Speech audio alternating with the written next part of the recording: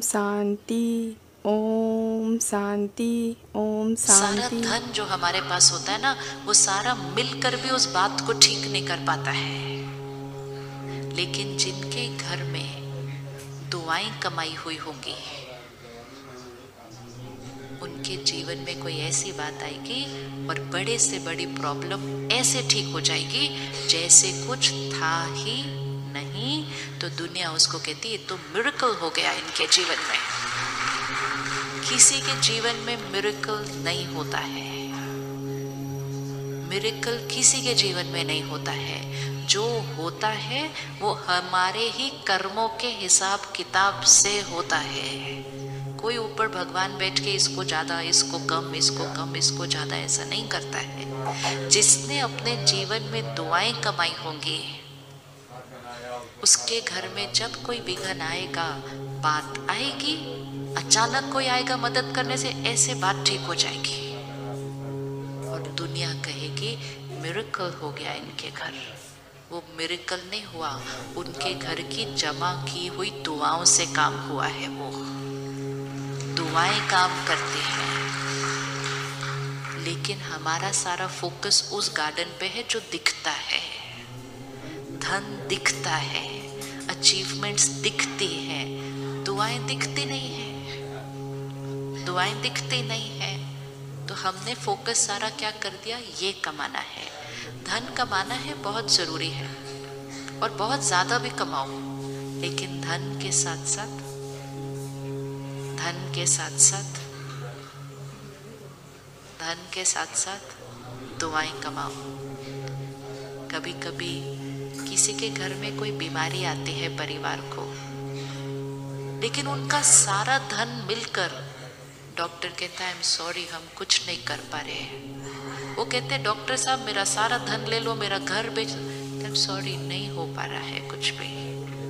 और कभी ऐसे के घर बीमारी आती है जिसके पास इलाज करने कोई पैसे नहीं है, लेकिन उसके पास दुआएं इतनी है कि कोई आता है, धन देता है, सहयोग देता है और ऐसे ठीक हो जाता है। ऐसे ठीक हो जाता है। असंभव संभव हो जाता है। इसको मिरेकल कहते हैं। और मिरेकल सिर्फ उनके साथ होगा जिन्होंने दुआएं बहुत सारी कमाई हुई है।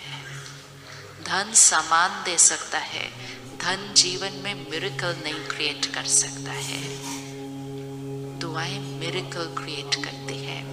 और अगर दुआएं नहीं कमा रहे, अगर हमारा कोई ऐसा कर्म है जिसमें हम दुआ नहीं कमा रहे, तो डेफिनेटली उसमें दुआ का ऑपोजिट कमा रहे हैं। ये पक्की बात है।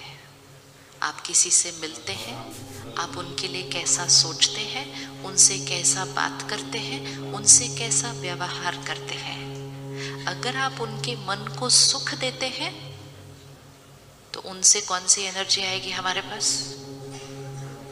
उनसे कौन सी एनर्जी आएगी हमारे पास?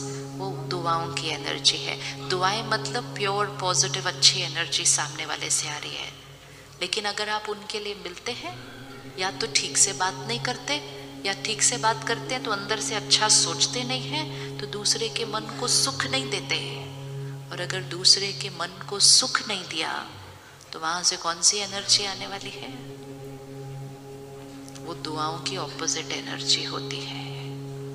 बिजनेस में डीलिंग, ट्रांजैक्शन कभी कभी होती है। कर्मों की ट्रांजैक्शन, कर्मों की ट्रांजैक्शन हर क्षण चल रही है, हर क्षण चल रही है। इन्वेस्टमेंट करते जाते हैं, रिटर्न आता जाता है। इन्वेस्टमेंट करते जाते हैं, रिटर्न आता जाता है। हम में से कौन कौन गुस्सा करता है? उठा लो हाथ। अब क्या लगता है, जैसे ही हमने किसी को डांटा, थोड़ा डांटा, ज्यादा डांटा, कम डांटा, डांटा, तो हमने दूसरे के मन को कितना सुख दिया? कितनी देर डांटा? 30 सेकंड डांटा, 1 मिनट डांटा। सामने वाले ने भूलने में कितना टाइम लगाया? आपको अगर अभी कोई डांट दे सबके सामने, आप कितनी देर में भूलेंगे बात को? बहुत टाइम लेंगे। कितना टाइम लेंगे? कितना टाइम लेंगे? अच्छा, कभी नहीं। ये क्वेश्चन होता है जो डांटने से पहले सामने वाले को पूछ लीजिए। अगर अभी मैंने उनको डांटा तो मैं कितनी देर डांटूंगी? 1 मिनट। लेकिन उन्होंने क्लियर कर दिया है, मैं कभी नहीं भूलूंगी।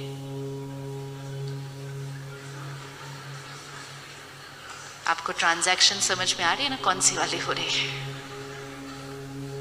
इन्वेस्टमेंट कितनी देर की? 1 मिनट।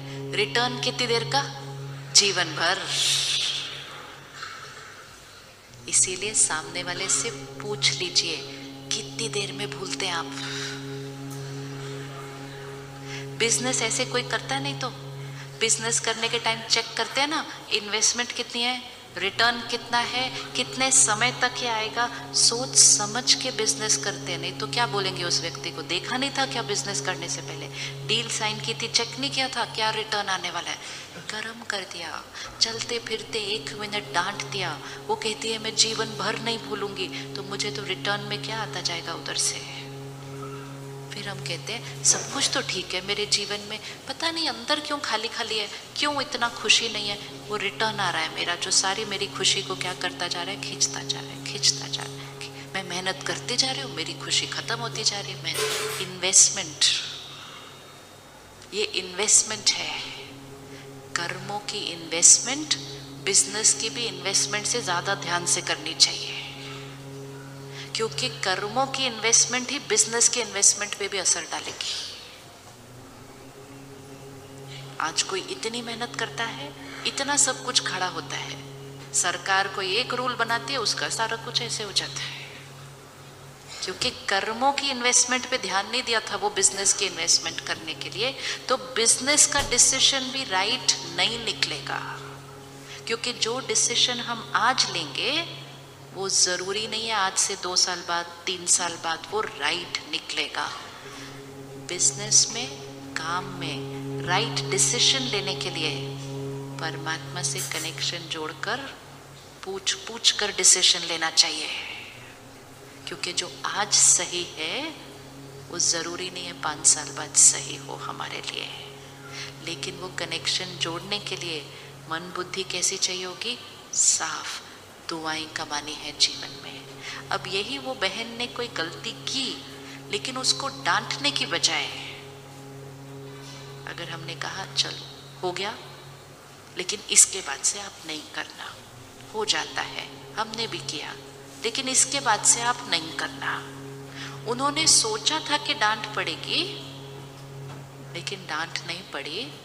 ये बात भी वो कितने दिन नहीं भूलेंगे। तो ये भी तो इन्वेस्टमेंट है, ये भी तो इन्वेस्टमेंट है। इसका भी रिटर्न कितना टाइम आएगा? हर कर्म ऐसा करो जिससे सबको सुख मिले, सब संतुष्ट रहें। जब सबको सुख मिलेगा, संतुष्ट रहेंगे, हमारा परिवार माला माल हो जाएगा दुआओं से, दुआओं से।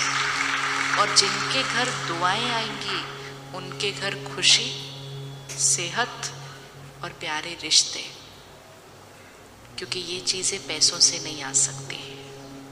पैसों से आज दुनिया में बहुत कुछ खरीदा जा सकता है, लेकिन कुछ कुछ चीजें पैसों से नहीं खरीदी जा सकती। कौन सी चीज पैसों से नहीं खरीदी जा सकती? कौन सी चीज पैसों से नहीं खरीदी जा सकती? हैप्पीनेस नहीं खरीदी जा सकती, चीजें खरीदी जा सकती है, हैप्पीनेस नहीं खरीदी जा सकती। और क्या नहीं खरीदा जा सकता? क्या नहीं खरीद सकते जीवन में पैसों से? ब्लेसिंग्स, दुआएं। और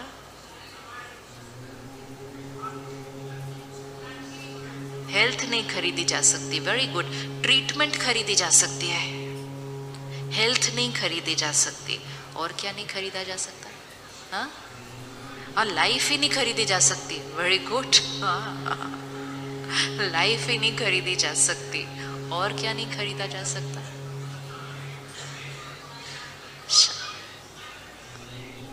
तो वी आर वेरी क्लियर, क्या खरीदा जा सकता है, क्या खरीदा नहीं जा सकता। अब ये बहुत सारी चीजें जो पैसों से नहीं खरीदी जा सकती, फिर उसको कैसे कमाना है? क्योंकि हम कई सालों से ये सोच रहे हैं जब हम पैसे कमा लेंगे, ये चीजें खरीद लेंगे, तो ये वाली चीजें तो अपने आप आ जाएंगी। लोग कहते हैं सेव करो सेव करो सेव करो, कल को कोई बीमारी आ गई तो पैसा तो होना चाहिए ना। तो पहले से ही अपने जीवन में पहली बात तो बीमारी का आह्वान कर लेते हैं, बीमारी आएगी तो पैसा तो होना चाहिए उसके लिए। इतनी दुआएं कमाओ कि घर में कभी बीमारी आए ना, उसके लिए क्या पैसा सेव करना है? सोचना नहीं चाहिए उस तरह से, ये बड़ी गलत सोच है। हम आह्वान करते हैं बीमारी का, उस पैसे के ऊपर एक एनर्जी लग जाती है कि ये पैसा बीमारी में काम आएगा। तो बड़े ध्यान से पैसे कमाने पड़ते हैं। पहले से ही वहां रख दिया बोल के कि ये बीमारी में काम आएगा, तो वो बीमारी में ही जाएगा। धन जिस तरह से आता है उसी तरह से जाता है। धन जिस तरह से आएगा उसी तरह से जाएगा। तो जो चीजें पैसों से नहीं कमाई जा सकती, उनको फिर कमाने के लिए कुछ तो करना पड़ेगा ना।